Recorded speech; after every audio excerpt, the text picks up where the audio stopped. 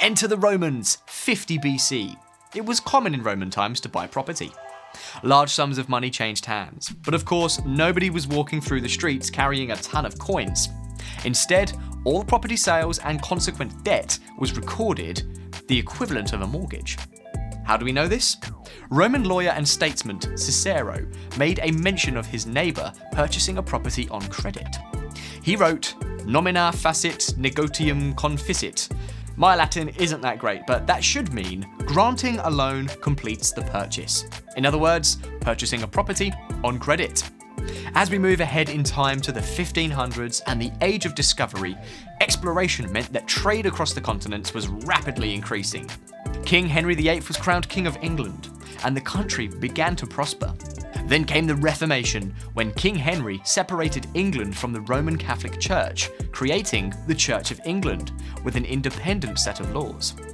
England was then the first country at this time to establish a legal interest rate set at 10%.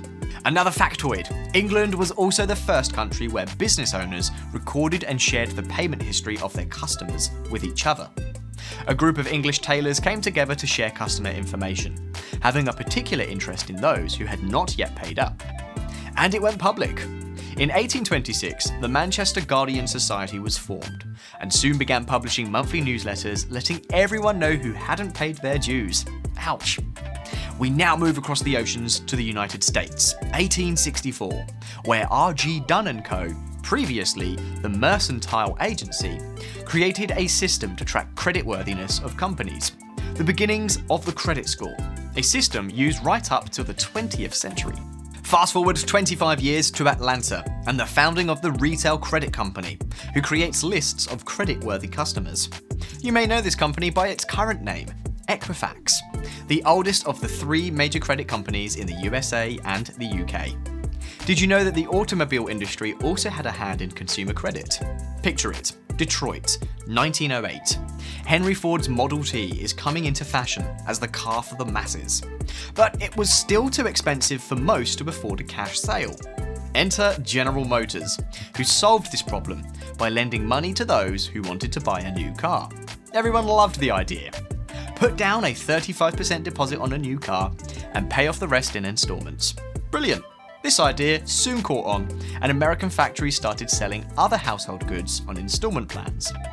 By the 1950s, the average American family had revolving credit accounts at a number of different merchants, something that was not so easy to manage. It would be easier with a single solution, all on one card, which is how Diners Club came about. This led to the first official credit filing system in 1955. Quick quiz. What popular brand of credit card was next, used internationally, even today? You guessed it. Visa was officially launched in 1958, originally known as Bank Americard.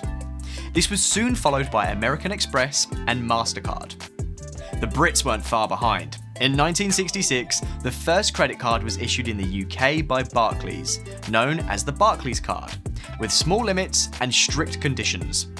Moving back to the USA, an average of 60 million credit reports were being issued annually, and all manually.